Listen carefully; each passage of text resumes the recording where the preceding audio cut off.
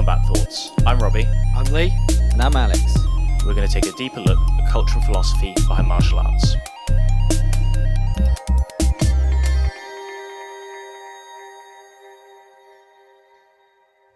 Might be good, Cameron, if we sort of, because obviously most people, well, hopefully we get a few listeners, and most of them won't know really who you are and what your background is. I mean, obviously we went to sixth form and we can outline that, but it might be good if you sort of outline kind of your experience in boxing and martial arts, so people know the perspective that you're talking from. Yeah, of course. As Robbie said, we went to school together. In terms of my history with boxing, it's hard to talk about boxing without really talking about the rest of my life in a way, because they're just really connected. So I was born in Luton. My dad's first generation immigrant, came to this country. We were in Luton for a while. He then was working on a business in Salisbury, so we moved to Salisbury. If you know anything about Salisbury and Luton, they are at polar opposite ends in terms of the demographic and the kind of people you get in each city. So moved to Salisbury, you're one of the few brown families in the area, and it wasn't a nice place to be for the most part. And beyond that, I had other experiences when I was young and in some of my, formative years where I became quite insecure from a fairly young age, quite insecure. I was, generally a fat kid. And when you add, the insecurity in general, plus the fact that you're obese and you don't have a great self-image, plus the fact that you feel like a bit of an outsider in the city you live in, and, the racism aspect of all of those things, when you put that together, it's just, there's no self-esteem. And when I was browsing on YouTube, I think when I was like 12, I started to see the likes of Muhammad Ali and Mike Tyson. And initially I was just impressed by them. And initially I just observed them. And I just thought, okay, these guys look really cool. It'd be nice if I could be something like this. But then when you research their background and understand that they entered boxing because they came from a position of weakness in both cases, and a position of insecurity in some ways, especially Mike Tyson, like a really, really insecure person. That then made me feel confident enough to try boxing as well. So at around the age of 12, 13, I started to train in my room. I didn't have the confidence to go into a boxing club because I just thought I'd get battered. And so I thought, okay, instead, I'm going to watch these YouTube videos. I'm going to learn how to step. I'm going to learn how to jab. I'm going to learn how to move. And I just took it step by step. I'd practice everything that I was learning from these YouTube videos for hours each night. And I did that for about a year. And I got the fundamentals down just on my own in a room from watching YouTube videos.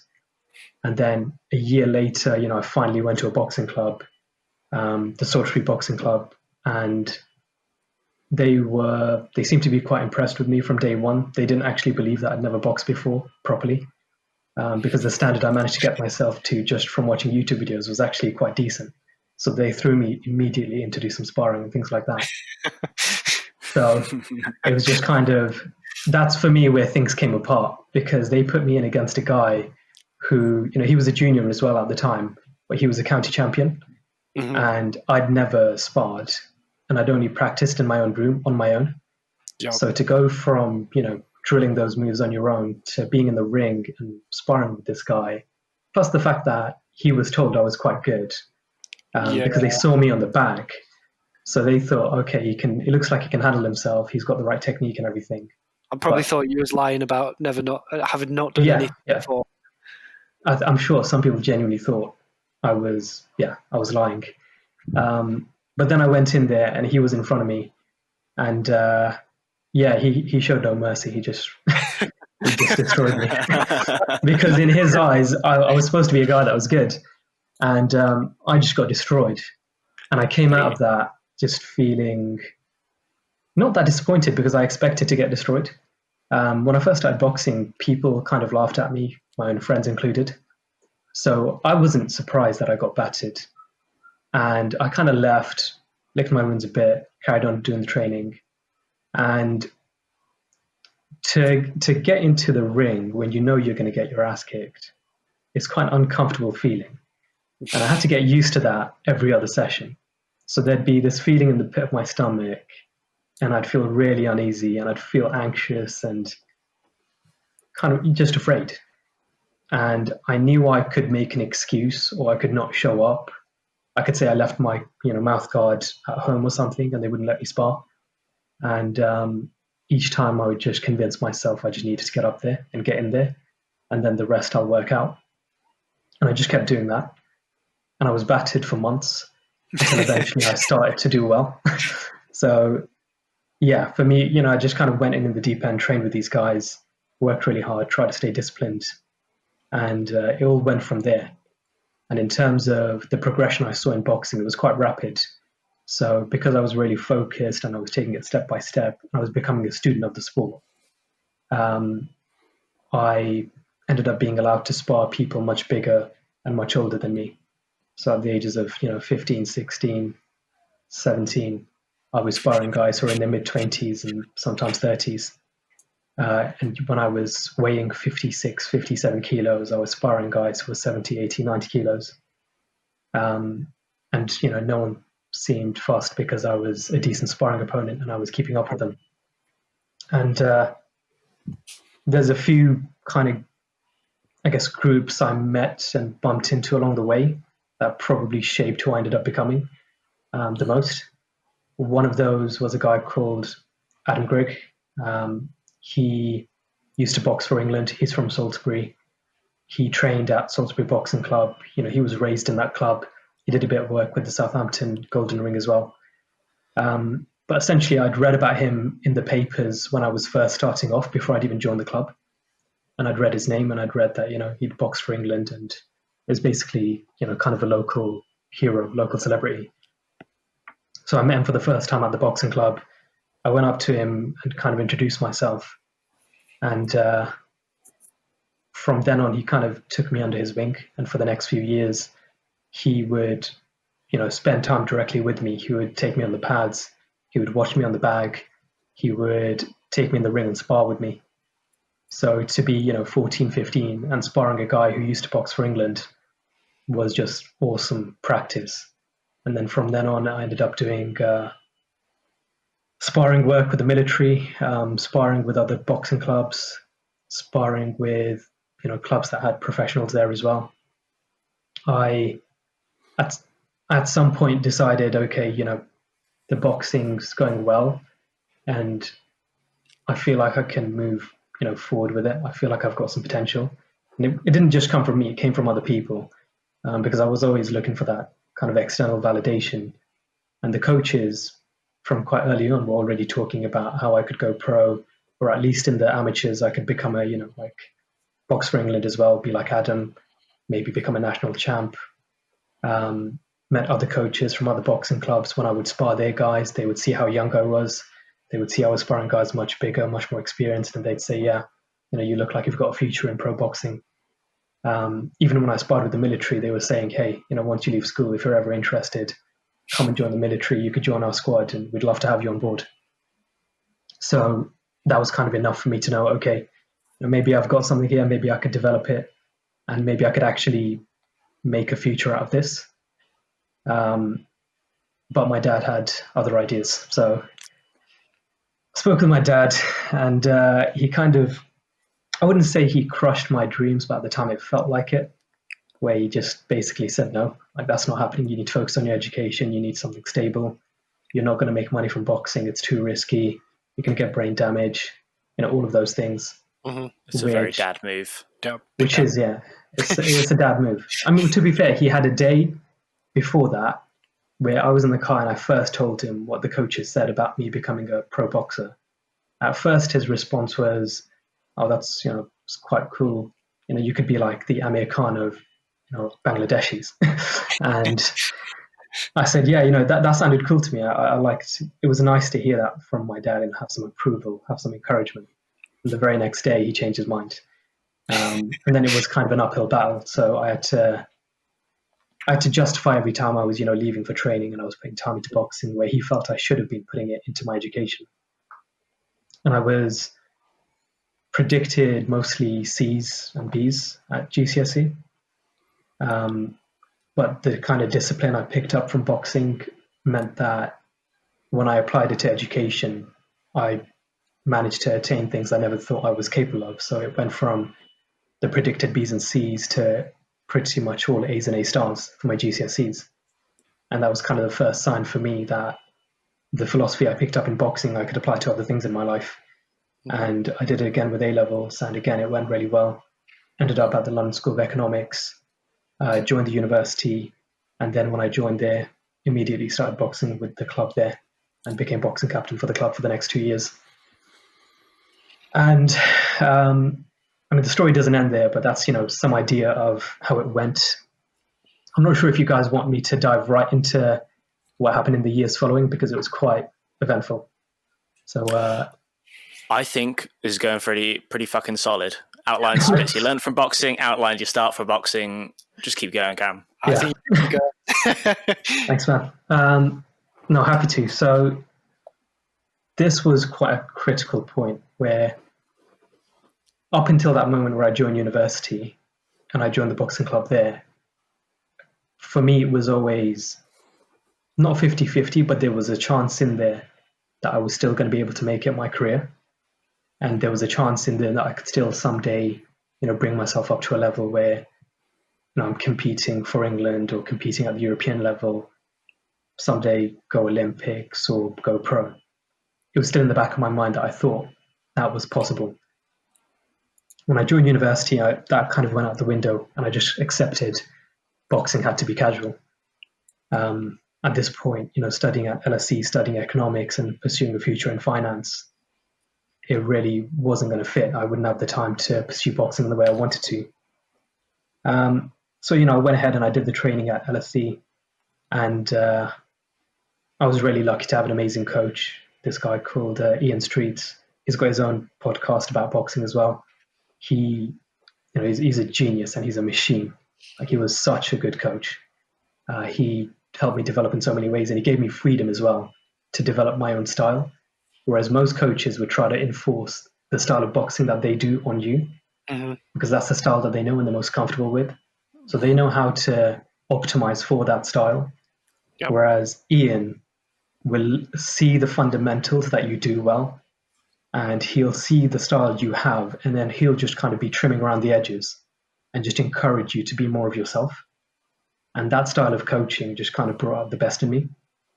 So even though I'd kind of dashed the hopes of doing it seriously, I was now doing it without any kind of aspiration for the future. I was only doing it just because I was having fun.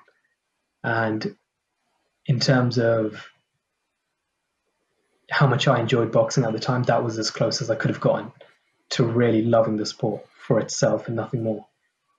And that was, it was a good time. People would come to the fights, people from uni, everyone seemed to love it. And I just loved showing other people, firstly, what I could do as a boxer, but also the beauty and the technique and the philosophy around it.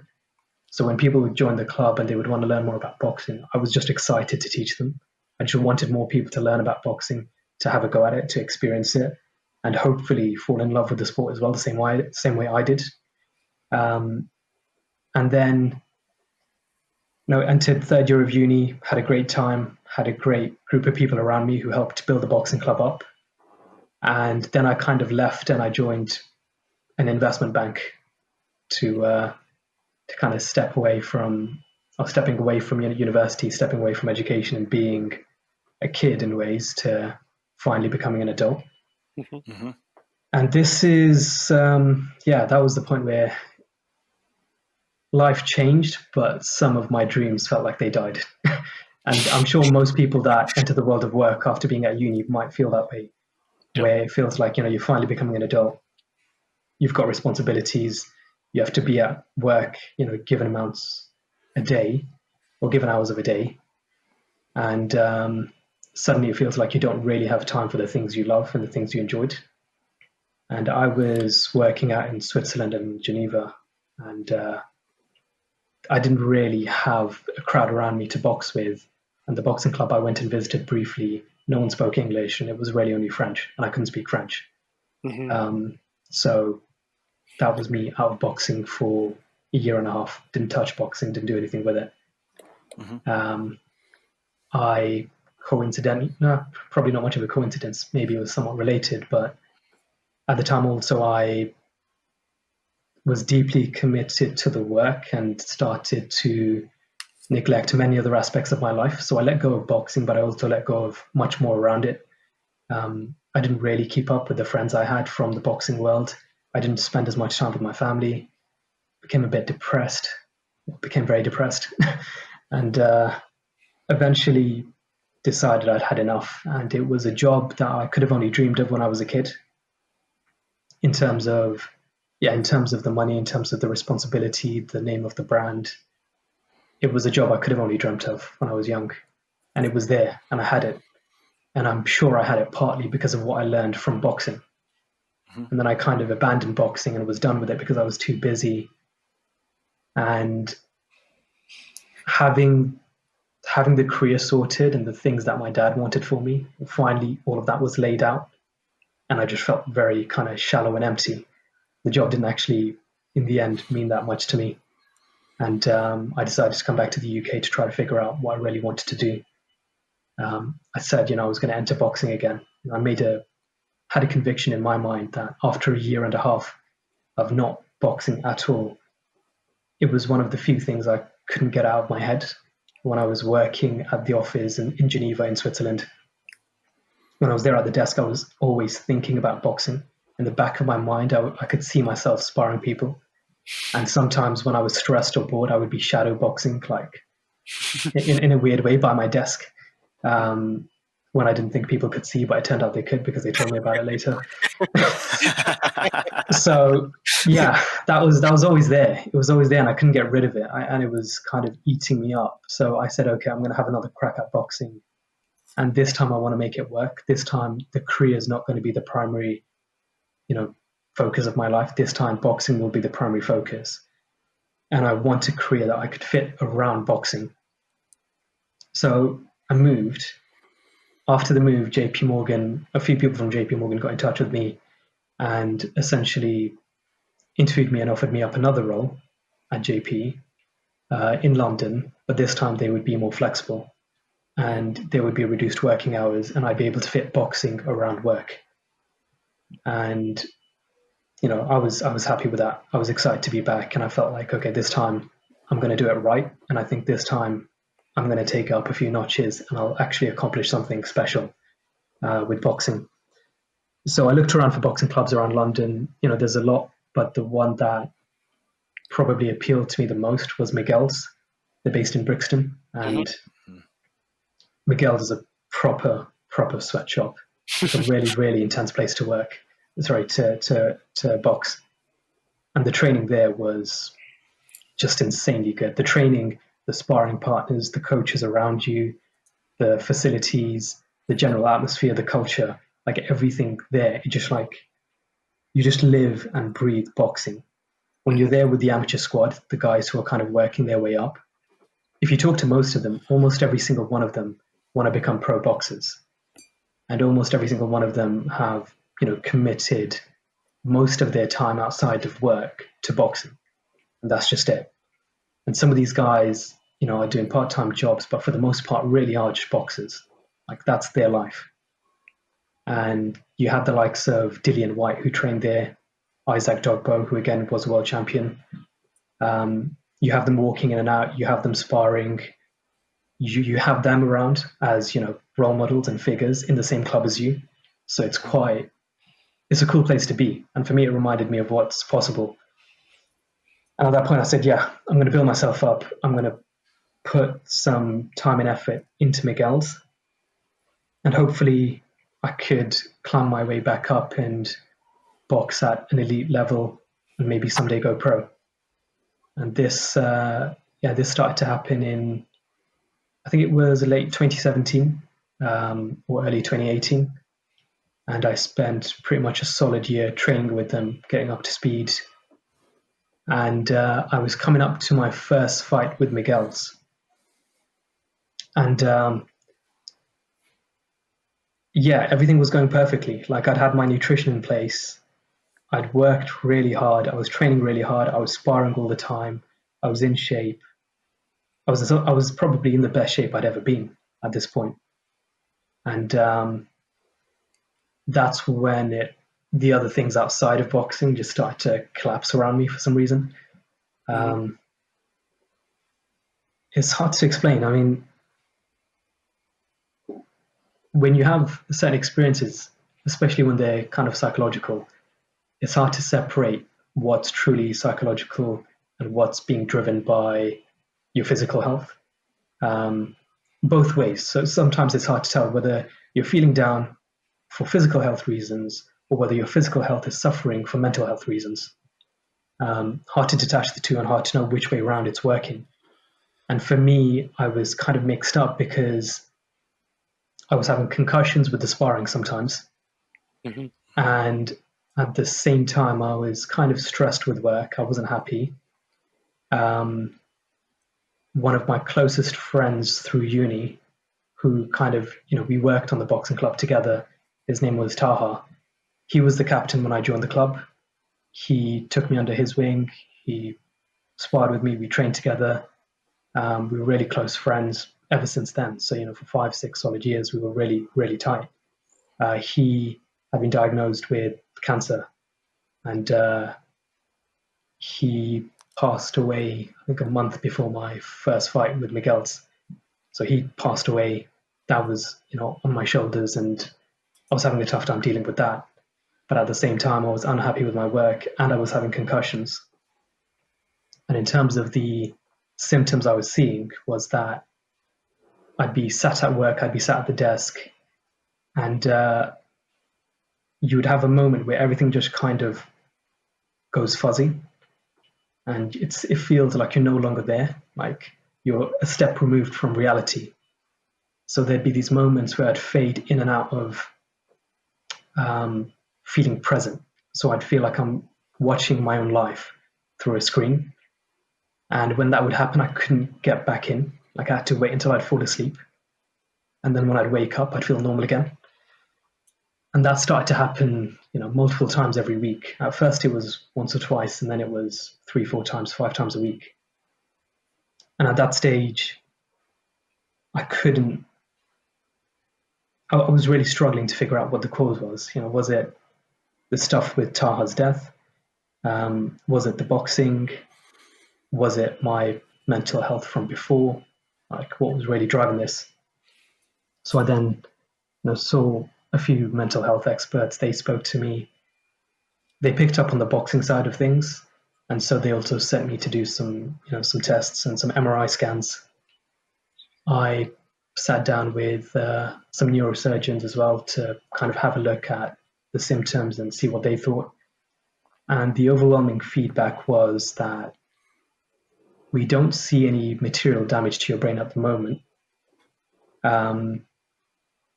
The mental health issues that you might be seeing, you kind of have to work on in parallel. But what we can tell you is that if you continue to box in the way that you're training now, and if you keep it up with these concussions, and even if you don't have the concussions, even if you continue to train as a boxer and you continue to spar, you have quite a high risk of brain damage and the likes of Alzheimer's and Parkinson's in future. And that was kind of a bitter pill to swallow. So I just kind of took that on board, thought about it for a while, and I still followed through and had the first fight for Miguel's. Went in, but in the week leading up to the fight, I didn't really want to even be there. I mean, I wanted to do well for the coaches because they'd spent loads of time on training me. They'd spent a year building me up. I had a really good relationship with them. I looked up to them, and I didn't want to disappoint them. But also because I knew I had an opponent who'd been training really hard for the fight. And I didn't want to back out because, I was feeling kind of empty. I thought, I think I could still go in there and give a good fight for the crowd. So I saw it as I knew it would be my last fight. But I went in, and although I'd already been warned by the neurosurgeons and the doctors, I went in and I had the fight. And it was a victory. I won, and I won really comfortably, but it still felt very empty. Like I wasn't even excited when it was done. I just kind of, when the ref raised my hand and the judges awarded it to me, it was almost like I knew it would happen, because going into the fight, it wasn't really about winning or losing at that point. For me, it was almost like I had worked so hard for so long that I knew I would win. It was more a question of how was I going to win. And there used to be an instinct in me where if I'm doing well in a fight, it gives me more energy. And I look to really pick the opponent apart and just perfect how I'm doing in each round. And, hopefully just make it extremely one-sided and just keep them on the back foot. Just make sure they know that they're being dominated. That's how I tend to want to box. In this fight, when I knew I was winning, I just kind of slowed down. Like I just felt like I was done. At the moment where I knew I was ahead on points, or I felt like I was ahead, I didn't really try to hurt him. I was just tagging him once in a while. I was dancing around, I was moving, a few jabs, mostly left hooks, just tapping him, and just waiting for the fight to end. That's really all I was doing. And then the fight ended, hand raised, fight's over, I go home. The whole thing felt really shallow. And then a few weeks later, I, talked to the club and let them know that I'm not going to be training anymore, and that, I'm pretty much done with boxing. And that was my way, out of boxing, and I haven't really been involved since. So that's I guess a bit of a monologue in terms of my journey through boxing. I mean, obviously, I missed out a lot because a lot happened over those 10 plus years. But in terms of the end, it was very anticlimactic. It wasn't what I expected. I came back with a kind of dream for the future, with a conviction that I was going to put my life and soul back into boxing.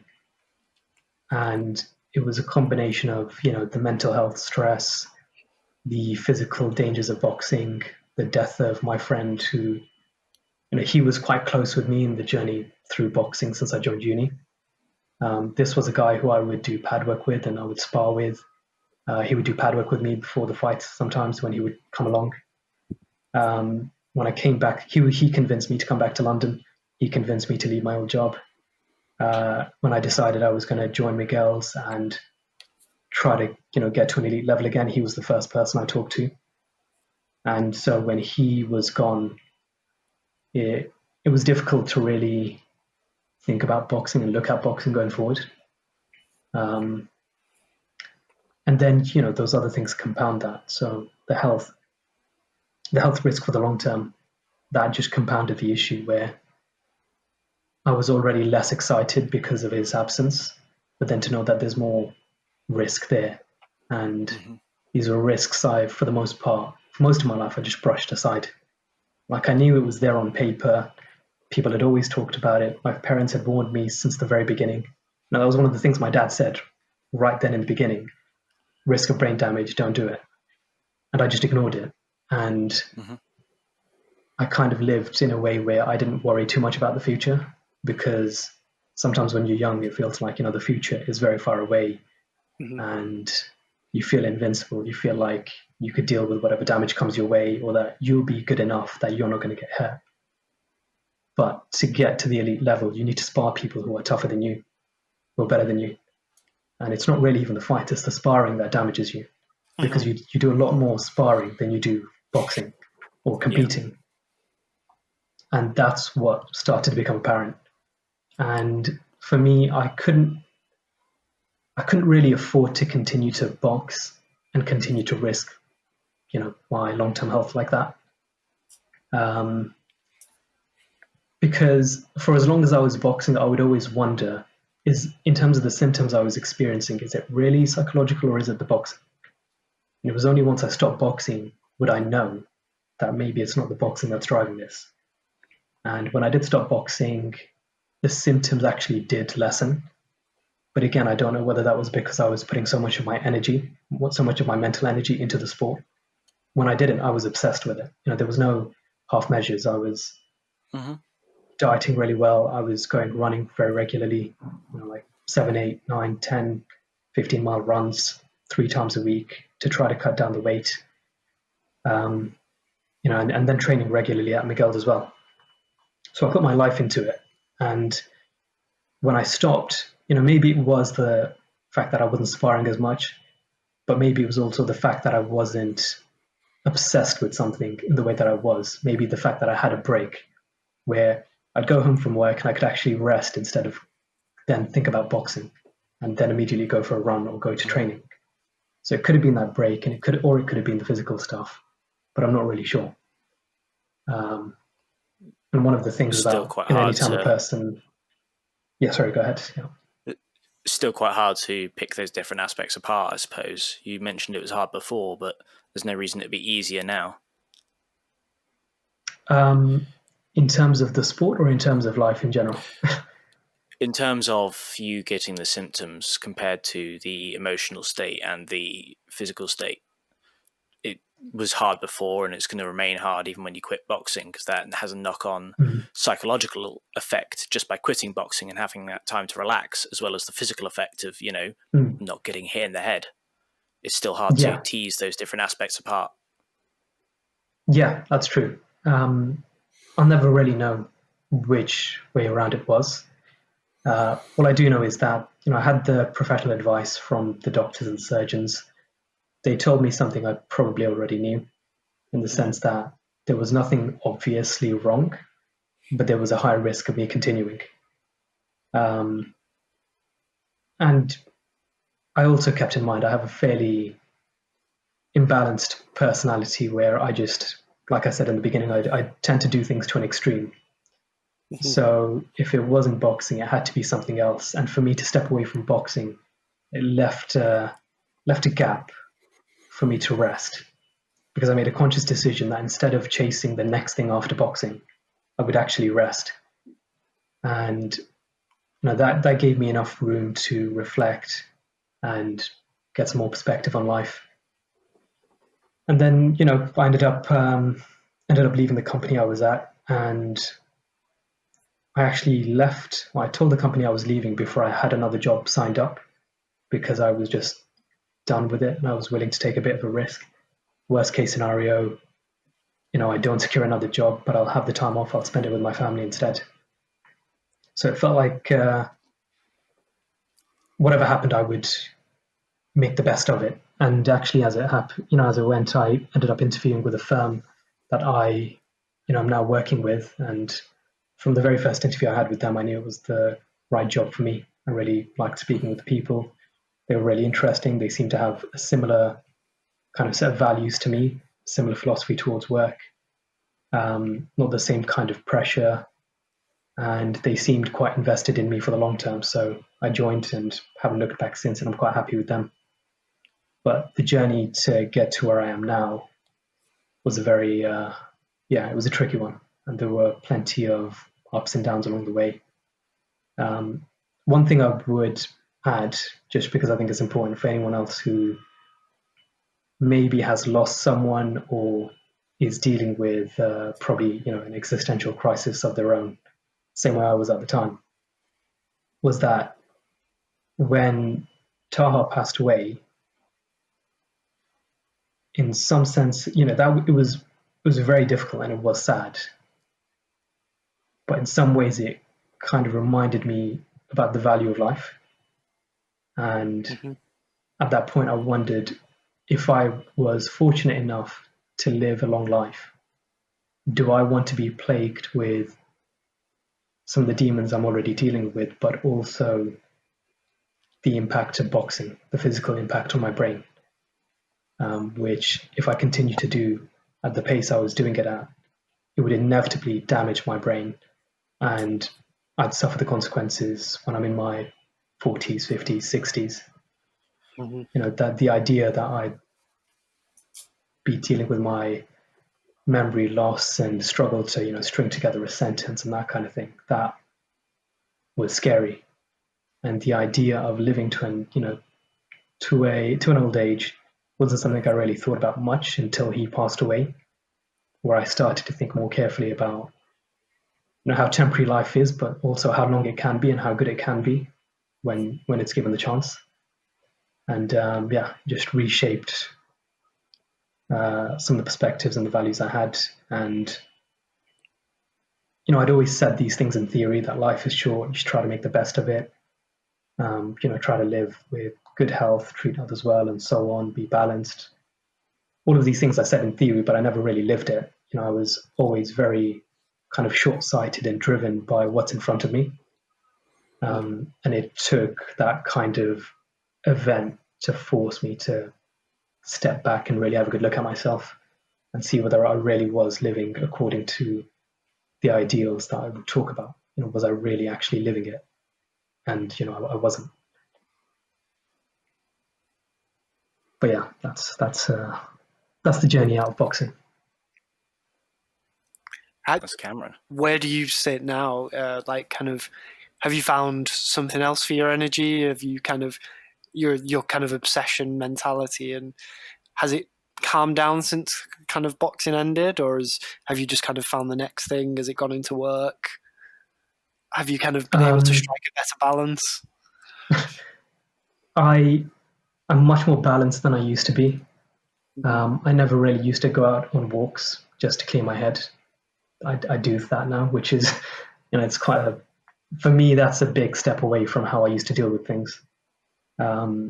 Used to be very focused on productivity and, doing things that were growth oriented, something where I could be improving, where I had tangible benefits. So in some ways I have improved, but equally, now I'm focusing on getting back into shape, strength training, cutting fat. And when it comes to the obsessive side of my personality, it's being channeled back into work, I think. I think I do need to take more of a break. I actually spoke to my manager today, and he kind of agreed that, I haven't taken a break in a while. I should take some time off at the end of the month. I was planning on taking an exam at the end of the month. Instead, we're going to postpone the exam and I'll actually take a proper break. But I have been investing myself quite heavily into my work, partly because I love what I do and I care about the clients I take care of. For some context, I take care of charity investments. So I'm working with them now and I'm really enjoying it. And for that reason, I do tend to devote myself to my work, but I also need to take a step back and have more balance and spend more time on relaxing and family and, stuff with friends. It's improved. But I could still make some progress. One thing that really stood out for me, what you said around, was when you were struggling and you spoke to somebody and you kind of sought help from kind of mental health professionals. I think typically men are bad at it, and then men who are in a boxing gym are even worse at it. And I lost a dad. I lost my dad, a few years ago, and speaking to somebody really did help. And I think people like yourself pushing the kind of thing of not hiding, not doing it in shame, and saying how good it is and how helpful it is a real kind of powerful thing in the sport around martial arts. And it's not weakness to go and have a chat with somebody. So kind of sharing that, I really kind of thumbs up on that one. Thanks, man. I'm sorry to hear about your dad. Yeah, I think with these things, with loss in general, the way I felt about it at the time was that when a person passes away, or for me, this is how I felt. It went from him being there when I saw him and being there when we talked to being there all the time. It was like the presence was just always there ever since. So since he passed away, since then it's felt like he's never really been away from me. I don't know.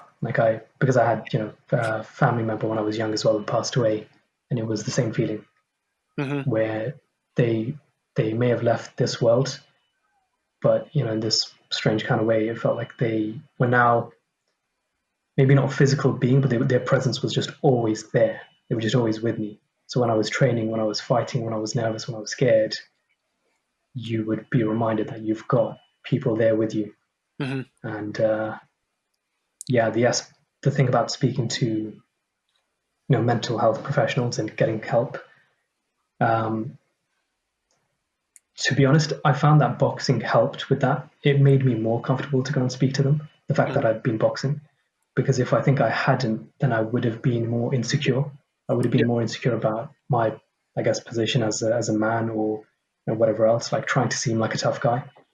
But because the experiences through boxing humbled me, but also gave me the confidence in myself that,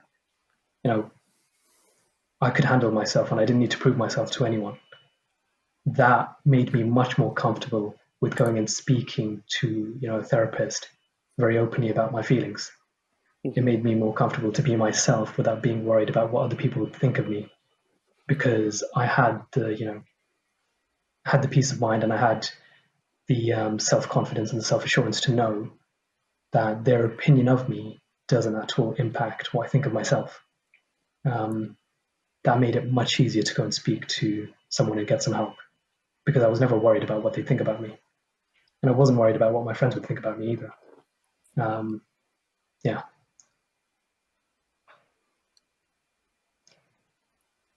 Okay. Yeah, heavy topics. Heavy topics. Yeah, I didn't.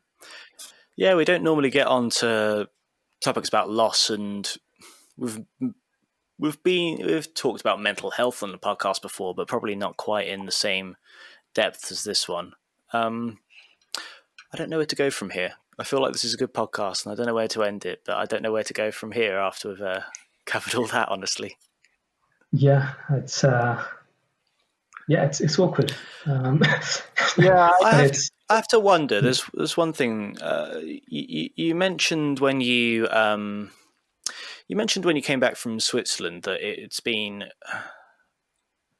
You moved from doing the thing that your dad had really set out for you, like really encouraged you and wanted you to do moving forwards. What was that like to say no to that and to come away from it? Was it a tough decision to come away from the job in Switzerland before did you know that you had the job in London before you came back? And was like your dad's opinion of it something you considered when you did leave it? So no, I didn't know I had the job when I came back. So when I left the old job, I didn't have this one secured yet, the one in London. In terms of my dad's opinion on things, I was so depressed that I didn't really care anymore. Because for me, I was at a stage where I thought I was dealing with some, demons at the time. I was really depressed, and to be quite frank, I didn't really care to live at that point. I didn't really care about life itself. I couldn't find anything fun. I didn't enjoy anything I was doing ever. Things I used to enjoy, I felt nothing for. I wouldn't feel excited. I wouldn't feel afraid. I wouldn't feel sad. So I was I felt like I had nowhere else to go. I felt like I had to leave and I had to kind of restart life. And although it was disappointing when he didn't approve of my decisions, I didn't care anymore.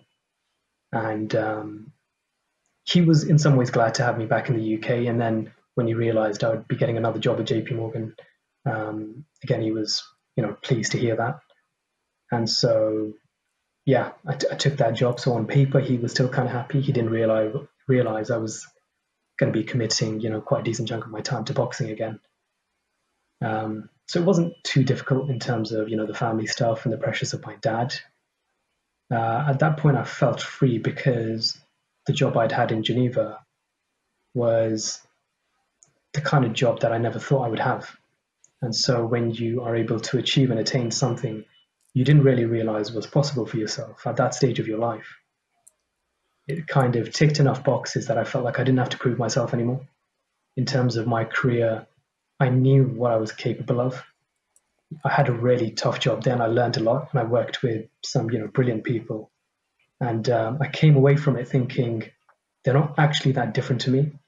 And the things I used to admire about these people in this industry, I realized I could do the same. So the insecurity from the career perspective was gone. And because I was so confident that I could make my own way in the field of finance, and I didn't have to worry about this break I might be taking to focus on boxing, I just knew I could make it work with finance. And I wanted to gift myself the time to focus on boxing again. Everything else kind of, faded to the background when boxing was on my mind. is when boxing is there and I'm focused on it, it's quite hard to make anything or anyone else feel like they were a priority, because I really get extremely invested in it. And it's just number one. Like nothing else takes its place when I'm focused on it. So yeah, even if there were other issues, I wasn't really even thinking about them. I just pushed them to the back of my mind, and I didn't think at all about other people's opinions and some of my obligations outside of boxing. Yeah. And what you mentioned that you said you're very happy with your job at the moment, and sort of you're investing more time in yourself. But like, what is it that you think you seem to have a pretty unique perspective on things, and I'm wondering where do you see yourself going from here? I mean, I'm not expecting you to say you're going to like quit your job and go elsewhere right now. It's not going to be a huge drastic change immediately. You're obviously very happy where you are, but sort of, where do you see yourself going, and what do you see yourself doing? So yeah, this is, it was a stage of my life in terms of when I was making this move that I was increasingly becoming really philosophical, and I saw the way I looked at life and work changed dramatically as I was joining this firm, just because of where I was at, with the death and with the end of boxing and leaving a company I'd worked for since graduation. All of those things were kind of happening at the same time. And my philosophy towards work and my future changed, where I'd spent so much time thinking about the future and working towards my dreams and the goals and ambitions that were ahead of me, that I realized that was part of what was kind of working against me and making me feel sick in a way. Part of what created these mental health issues that I had was my obsessiveness with future accomplishments and with future greatness, whether it was boxing or my career. I was always driven towards something that's something that's in the distance. And so I made a conscious decision to try to focus on how am I actually feeling today? How am I feeling this week? How's that going? I try to now focus on that primarily. On the fringes, I think about the future. So, I have a conversation with my boss about the future at the firm, and how progression may look and what I need to do to prove myself and pick up experience. For me, that's about as far out as I look now in terms of my future. I just trust that as long as I'm doing the week to week, the month to month kind of work right, the future will work itself out. And that's both in terms of the career and in life in general. So I don't have any specific aspirations for what's going to happen with boxing, what's going to happen with my fitness, what's going to happen with marriage and kids and savings and houses. I don't really think about those things anymore, because there was a time in my life where I didn't really even want to see the next day. I didn't even want to see, I wanted life to end as soon as possible. I had that, at a certain point. And I think having lived through that and come out of it, there are times when I feel anxious about the future. There are times where, I worry more about the future of my career than I really should. But for the most part, I'm quite at peace with just focusing on the present. And even when I'm actively, asked and encouraged to think about the future, it doesn't excite me at all to think about it. Like I don't really want to think about what's 10, 15 years down the line. I want to try to get the next few months right, and I just want to try to make sure that I'm living well in the present, and that has so far served me quite well. And hopefully I continue to do that, and hopefully it works. Maybe at some point I'll come unstuck again, and I'll need to deal with whatever happens. But for now, it's working, so it's giving me some peace, and I'm rolling with that. I have no desire to look at the future. I have no desire to make plans for the future either. I'm being sensible, with my career and with finances and things like that. Mm-hmm. But that's about as far as it will go for now. Nice. Lee, you got any more points you want to go on? No, I think that came to a head really nice at the end there. I think it kind of looped back around and kind of you had a story with kind of your story through boxing, kind of having your issues, and it's kind of peaked back around to a kind of good ending. I think that's a good place to end it. Let's take it there. Yeah. Thank you Thanks, so guys. much for sharing your story. That was really interesting and really cool. And I really appreciate you kind of sharing what happened. It was fascinating. I genuinely hope a lot of people listen to this. Thanks, man. Yeah. Appreciate that. This And thanks for having me on. was fantastic. Wait, when are you doing? I remember this all came out of that bloody bus trip that we randomly. Do you remember that? Yeah. We were coming back from Salisbury. We ended up on the same bus together. Yeah. Was I doing the podcast at that point? You said think I you'd be was. starting it, I think. I think I said I was starting it. So I was Yeah. back at the time. Yeah. You mentioned you might do one of your own. Are you gonna do that or?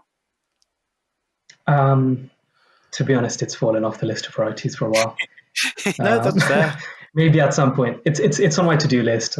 When things clear up, I might get to it. But if I do it, I want it to be something that, firstly, I genuinely feel should be out there. Mm-hmm. And I'm still in the place where I'm still refining my own thoughts. And in some ways, I'm hesitant to kind of launch a podcast and start speaking to an issue where I haven't really nailed down my thoughts on it myself. Maybe it will be interesting anyway, but yeah. Oh, I mean, there's no need to rush it out, but my honest opinion is that you've got a lot of interesting shit to say. You've learned a lot more from maybe not partly that you've learned a lot from what you've gone through over the past few years, but not only that, but you can convey it in a interesting and very understandable way. There's no need to rush it out, but I think it'd be cool if you are able to sort of. This is partly why I wanted to get you on, because I remember that bus journey and you talking about some of this stuff and not some of this stuff and some other bits, and just being like, this is the sort of thing that I want to record. If we're talking about stuff you learn and philosophies around martial arts and combat sports, this is because it's meant to sort of extend. It's not just about combat sports. That's the angle they're coming from, but it's just about life in general. This is perfect sort of life lesson. Yep, figuring stuff out, and the conduit through some of it is martial arts. It's kind of, it hits the spot perfect, kind of what we're trying to do. But genuinely fascinating. I really enjoyed that. Thanks, man. All right. Likewise. It was, there's I mean, with boxing, this stuff, you guys will know there's like endless content in terms of the things you could talk about, because we came here and we had a chat about the end of boxing and my experience with it. But also, if you'd ask me about, let's say, preparation, for example, like within that, you've got the technical training itself, the conditioning, the psychology, the nutrition, the rest. Like with that alone, you could speak for hours on end. My biggest hatred for boxing, I did it as a kid, kind of did the schoolboys. And my biggest hatred and the thing I could never get used to doing was road work. Coaches, get your road work done. And that kind of 6 o'clock, 5 mile run was just always just, not for me. Yeah, I hate road work as well. And I hate running. But I just knew I had to, just to get the weight off, because I can't swim. So yeah, fair. Fair. Cool, man. Thanks for having me. It's been cool. And Lee, I'll get you an Instagram or something, because I don't have one. I use the Combat Thoughts one as my personal one. But you don't? Okay. Definitely let's keep in touch, because if you get back into the boxing, we could do some pads. You can share your knowledge. You've got vast experience of knowledge. You can teach. I could do. Teachers. I could actually do pad work anytime. Yeah, because I actually do help people out with pad work whenever they want. I'm utterly fascinated with boxing pad work, because I'm Thai boxer, so I'm kind of very light boxing, then throw your kicks at the end. Yeah. And just the kind of skill of good pad work for boxing is just unbelievable. So I'm a big fan. Yeah. There was some, if you have got... there's some really good... Go ahead, sorry. There you go. I was going to say there was some really good Thai boxers I used to train with. There's this one guy who's just a fucking machine. And me and him we kind of stopped sparring each other, or he stopped showing up, because every time we would spar, one of us would break a bone. Even if it was like minor, like, first the very first time we sparred, he landed this amazing body shot. And I knew instantly, I think I just cracked a rib. And I carried on with the session because it was literally just one round of sparring. He came in, he landed a great body shot, cracked my rib. Oh. I think it was a left hook. And then what he didn't know is the left hook is my favorite shot. And so if he was going to throw a left hook at me, I'm going to come right back and throw 5 or 6 at him. And I kind of tapped him to the head. So I kind of tapped with the left hook to the head. He raises his guard and just hammered him to the body with the left hook. And I broke his ribs as well. Oh, wow. And so we both came away from the session, both with broken ribs. And we both struggled to breathe for like a few weeks. It was painful. And then we sparred again, and again, I think he broke his wrist, and I broke another rib.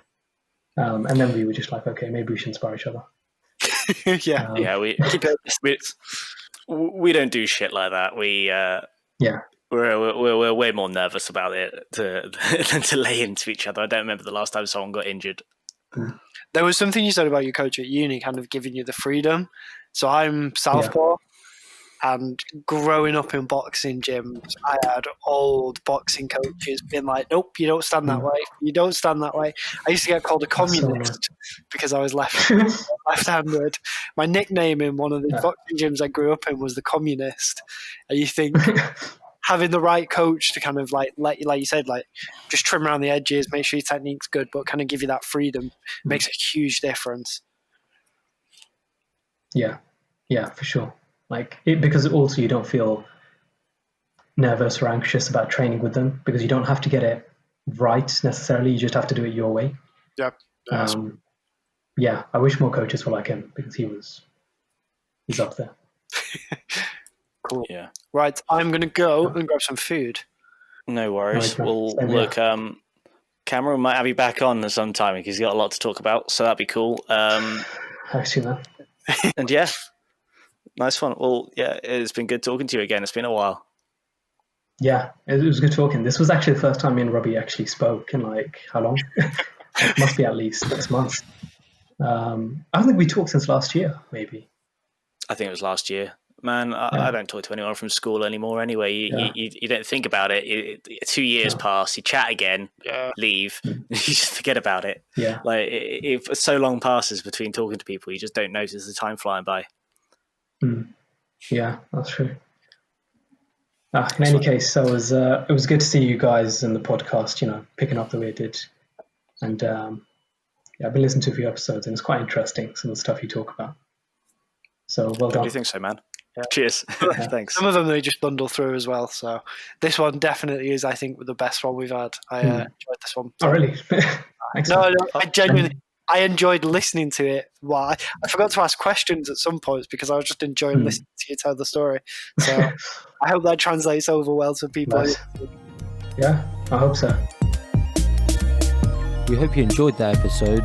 If you did, please consider subscribing to the podcast and checking us out on YouTube, Facebook and Instagram under the name Combat Thoughts. We'll see you next time.